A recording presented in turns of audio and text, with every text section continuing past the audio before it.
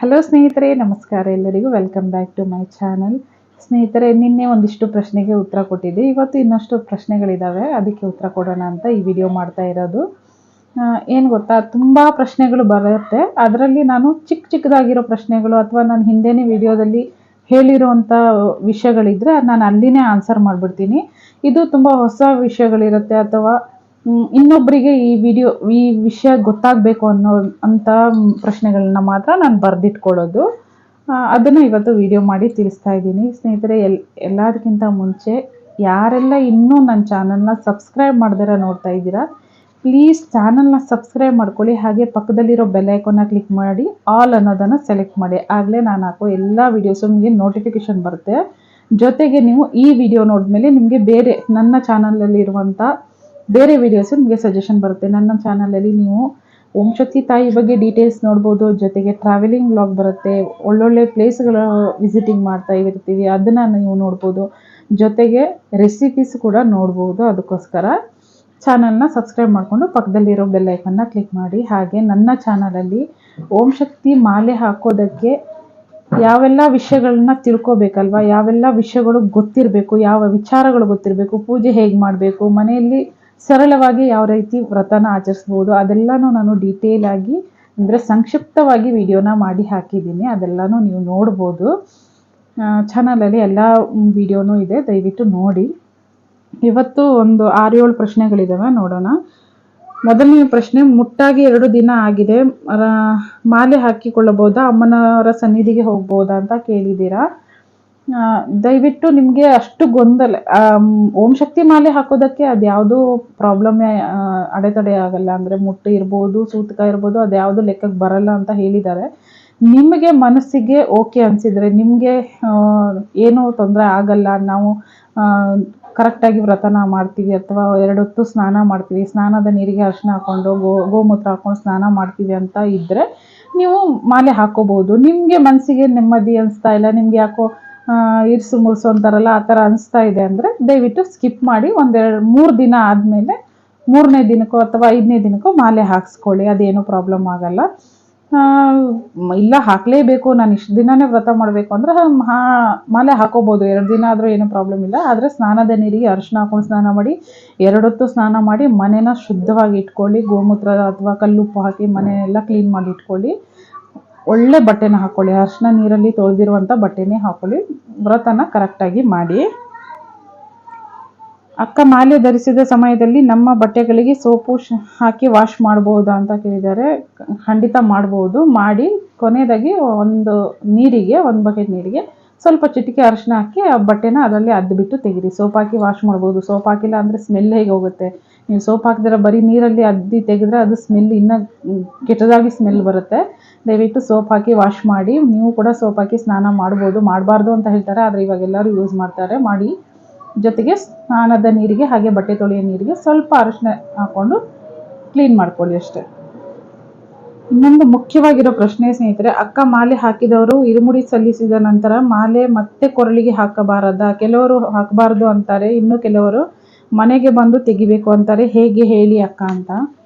ನೋಡಿ, ಅಲ್ಲಿ ನೀವು ಇರುಮುಡಿ ಸಲ್ಲಿಸಿದ ನಂತರ ನಿಮಗೆ ಮಾಲೆನ ಕೈಯಲ್ಲಿ ಹಿಡ್ಕೊಂಡು ಅಭಿಷೇಕ ಮಾಡೋಕ್ಕೆ ಹೇಳ್ತಾರೆ. ಅಂದರೆ ಅವರು ನಿಮ್ಮ ಕೈಯಲ್ಲಿ ನೀರು ಹಾಕ್ತಾರೆ, ನೀವು ಅದನ್ನು ನೀರನ್ನ ಅಲ್ಲೇ ಬಿಟ್ಬಿಟ್ಟು ಸ್ವಲ್ಪ ನೀರನ್ನ ತಲೆಗೆ ಹಾಕ್ಕೊಳ್ಳಿ, ಕಣ್ಣಿಗೆ ಒದ್ಕೊಂಡು ಮಾಲೆನ ತಿರ್ಗಾ ನೀವು ಕೊರಳಿಗೆ ಹಾಕ್ಕೋಬೇಕು. ಯಾವುದೇ ಕಾರಣಕ್ಕೂ ಎತ್ತಿ ಬ್ಯಾಗಲ್ಲೆಲ್ಲ ಇಟ್ಕೋಬಾರ್ದು.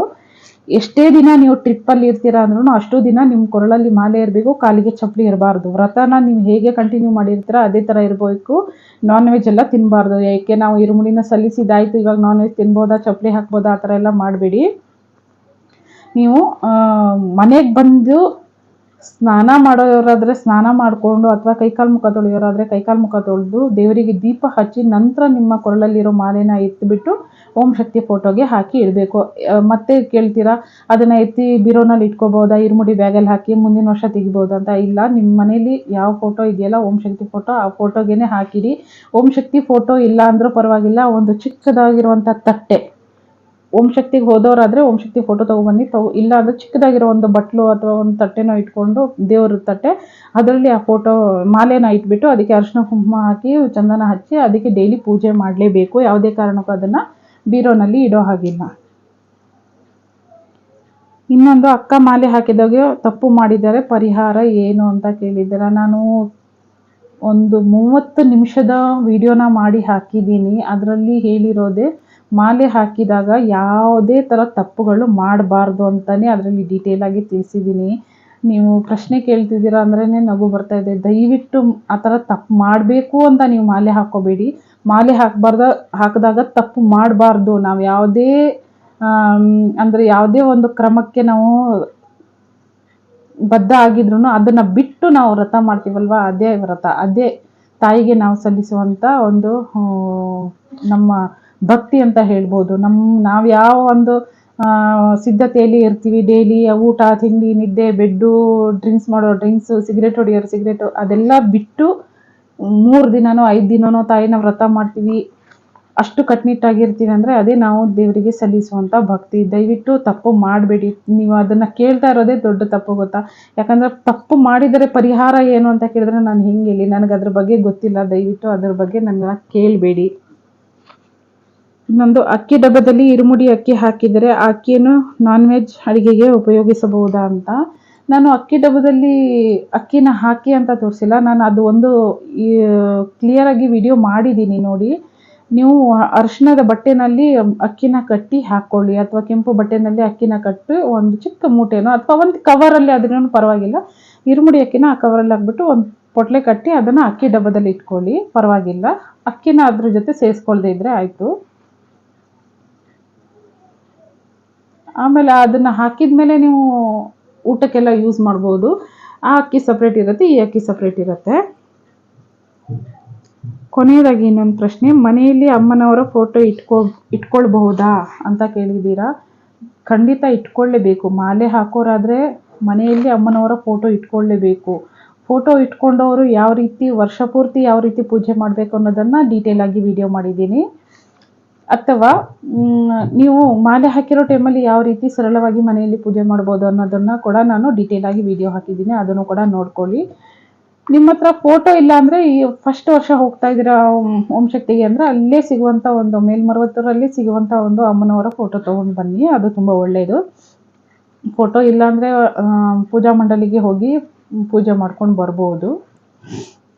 ಇನ್ನೊಬ್ಬರು ಕೇಳಿದ್ದೀರಾ, ಅಕ್ಕ ಮುಡಿಪು ಕಟ್ಟುವುದು ಹೇಗೆ, ಮುಡಿಪು ಕಟ್ಟುವುದರ ಬಗ್ಗೆ ಡೀಟೇಲಾಗಿ ತಿಳಿಸಿ ಅಂತ ಹೇಳಿದ್ದೀರಾ. ನಾನು ಅದನ್ನು ಕೂಡ ಡೀಟೇಲಾಗಿ ವಿಡಿಯೋ ಮಾಡಿ ಹಾಕ್ತೀನಿ, ಅದನ್ನು ಕೂಡ ನೋಡಿ. ಅದಕ್ಕಿಂತ ಮುಂಚೆ ನನ್ನ ಚಾನಲ್ನ ಸಬ್ಸ್ಕ್ರೈಬ್ ಮಾಡ್ಕೊಂಡಿಲ್ಲ ಅಂದರೆ ಪ್ಲೀಸ್ ಚಾನಲ್ನ ಸಬ್ಸ್ಕ್ರೈಬ್ ಮಾಡ್ಕೊಳ್ಳಿ. ಹಾಗೆ ಪಕ್ಕದಲ್ಲಿರೋ ಬೆಲ್ ಐಕಾನ್ನ ಕ್ಲಿಕ್ ಮಾಡಿ, ಆಗಲೇ ನಾನು ಹಾಕೋ ಎಲ್ಲ ವೀಡಿಯೋಸು ನಿಮಗೆ ನೋಟಿಫಿಕೇಷನ್ ಬರುತ್ತೆ. ವಿಡಿಯೋ ಎಲ್ಲನೂ ಮಿಸ್ ಮಾಡ್ದಿರ ನೋಡ್ಬೋದು.